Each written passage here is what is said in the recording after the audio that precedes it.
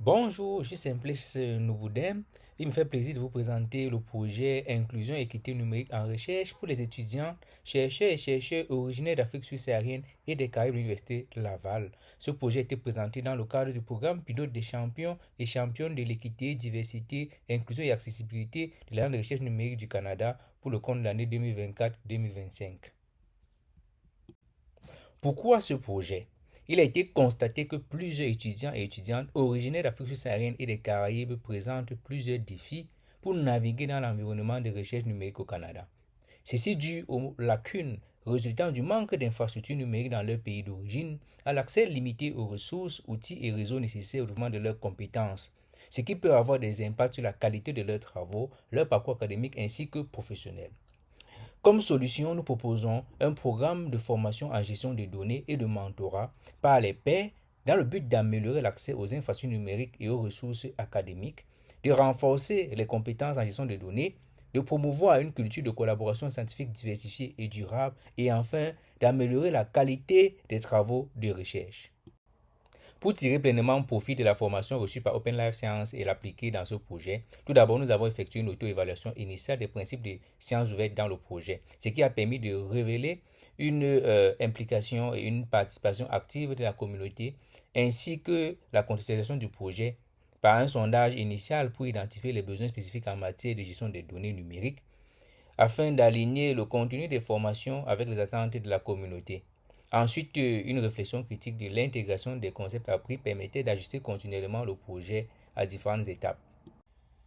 Qu'est-ce que j'ai appris de ma formation à Open Life Science? Premièrement, à intégrer la science ouverte comme un moyen de réduction des inégalités dans la recherche en facilitant l'accessibilité aux sources, données et résultats.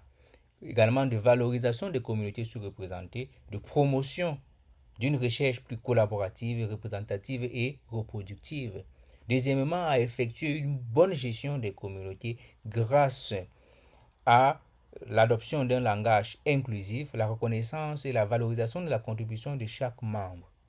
Enfin, de travailler comme un leader ouvert en intégrant des valeurs de transparence, de partage, de responsabilité afin de maximiser l'impact collectif. Comment le projet a-t-il évolué? La première étape a été de préciser la vision du projet, de redéfinir les objectifs et les livrables. Ensuite, l'élaboration de la feuille de route et de la stratégie de communication a été faite. L'étape 3 a constitué à la mobilisation des personnes ressources. Puis nous avons recruté les étudiants collaborateurs afin d'assurer une représentativité des différentes associations étudiantes dans le projet. Le premier atelier de formation s'est tenu avec succès et portait sur l'importance de l'équité, diversité, inclusion, accessibilité en recherche. Nous avons néanmoins rencontré quelques difficultés d'acceptabilité dues au caractère ciblé du projet au niveau de la communication. Mais avec un réajustement, cela a permis d'atteindre nos objectifs à date. Afin d'améliorer le projet et les activités futures, j'invite toutes les personnes intéressées à collaborer dans le projet à nous joindre sur GitHub pour échanger. Vous pouvez également juste visiter notre page pour prendre connaissance du projet. Vos commentaires sont également la bienvenue.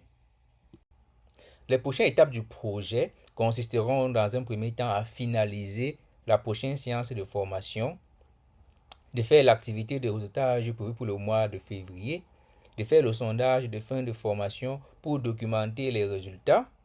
Il sera également question de rendre disponible sur le site de la bibliothèque de l'Université Laval le contenu des formations pour les futurs étudiantes et étudiantes originaires de notre communauté. Également, nous allons créer un réseau de soutien entre les étudiants, chercheurs et chercheurs pour partager leur expérience.